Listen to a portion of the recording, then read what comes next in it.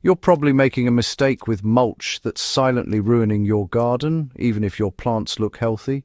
Most gardeners reach for straw, wood chips, or synthetic covers, thinking they protect soil and boost growth. But in my tests across backyard gardens, raised beds, and even hydroponic-inspired soil beds, every modern mulch failed against one ancient technique I recently rediscovered. It's not just about retaining moisture, it fundamentally changes soil biology and nutrient availability, and ignoring it can stunt your plants without you even realizing. Before I dive into that, I want to mention a tool that I've been using in every single trial to make sure my results are accurate. It's this 4-in-1 soil moisture meter, digital plant temperature, and soil moisture test and pH meter and sunlight intensity with a backlit LCD display. I use it to avoid the common mistake of overwatering mulch-covered beds, which most gardeners still do. Too much moisture under a mulch can suffocate roots, promote fungal growth, and slow decomposition of organic matter.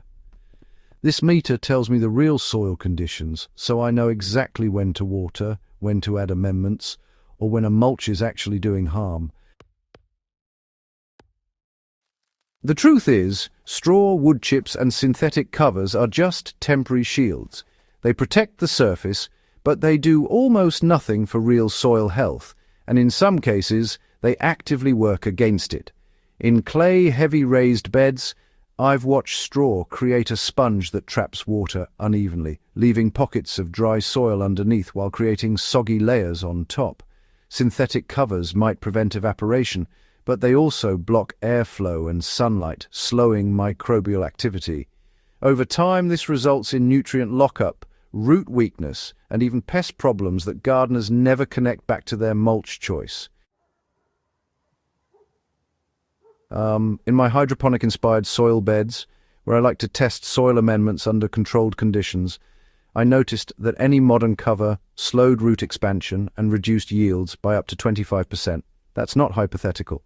It's measured growth, not just leafy appearance. And yet there's one mulch that consistently outperformed every other option I've tested. This is what I call the ancient mulch finely chopped, partially fermented plant material, combined with wood ash and a bit of natural soil inoculant. It's not complicated, but it's the biology that matters. Unlike straw or chips, this mulch actively feeds microbes, improves soil structure, and unlocks nutrients trapped in clay and loamy soils. I tested this in a 4x4 raised bed, layering about 3 inches of the ancient mulch on top of moderately compacted clay soil. Within 2 weeks, the soil below was noticeably softer, better drained, and had higher measurable microbial activity. Seedlings planted directly into this mulch had 30 to 40% faster root growth compared to the same bed covered with straw. Even heavy feeders like tomatoes, peppers, and cucumbers responded immediately with more vigorous stems and larger leaves. For a standard raised bed, 4 by 4 feet, I mix roughly 4 cups of finely chopped plant residues, like vegetable scraps or garden clippings, with half a cup of wood ash and a handful of effective soil microbes. I let this mixture ferment lightly in a sealed container for about 5 days. The fermentation step is critical. It activates microbes that begin breaking down cellulose and lignin before the mulch even hits your garden bed. Once ready, spread a 3-inch layer over your soil. Don't bury it, leave it on the surface. Lightly water to settle it in, and then monitor moisture with your 4-in-1 meter. The meter helps prevent the common mistake of overwatering mulch, which is easy to do when you can't see the soil underneath. For container gardens, scale the recipe down. About a cup of plant residue per gallon of container volume, plus a tablespoon of ash and a teaspoon of microbes. Many guides tell you just mulch and forget. That's dangerous advice if you want high yields. Mulch isn't a passive shield. It interacts with water, light, and microbial activity. Overwatered mulch can suffocate roots. Underwatered mulch does nothing, and poorly chosen materials can actually lock nutrients away. I've seen gardeners lose entire rows of leafy greens because straw mulch trapped water unevenly while preventing proper root aeration. Using the 4-in-1 soil meter lets you know exactly what the soil under your mulch is experiencing, avoiding these mistakes entirely. You know, this ancient mulch doesn't just retain moisture, it actively improves soil life. I've measured significant increases in nitrate, potassium, and phosphorus in beds covered with this mulch within about 3 weeks. Plants respond right away because the mulch feeds microbes that release nutrients in forms roots can actually absorb. For example, in one trial, a container of basil and lettuce grown under modern straw mulch produced medium-sized leaves with slower growth, while the same mixture grown under ancient mulch had full, vibrant leaves in half the time. Roots were denser, healthier, and spread more evenly through the soil. And honestly, this is measurable growth, not just aesthetics. This method works in raised beds, backyard plots, container gardens, and even clay-heavy soil. It's low-cost, quick, and scalable. Unlike straw or chips, which mostly sit on the surface, this mulch penetrates soil biology, improves aeration, and releases nutrients over time. If you're serious about food production, it's not enough to just cover soil. You need mulch that transforms it.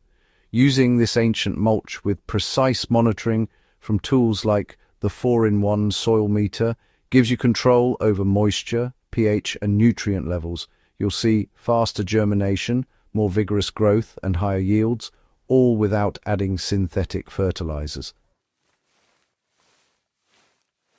Light, repeated applications of this mulch work better than dumping one thick layer.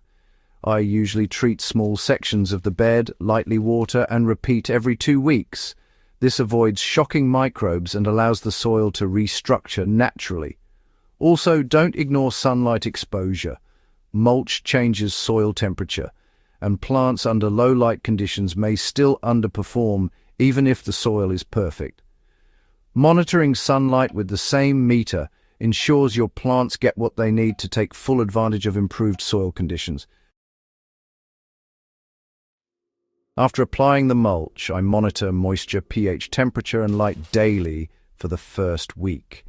This allows me to schedule plantings for optimal growth. Tomatoes, cucumbers, peppers, and leafy greens all respond differently. The meter helps me spot trends early, like a bed drying too fast or pH drifting, so I can correct problems before they affect yield. For serious gardeners, this approach turns guesswork into science.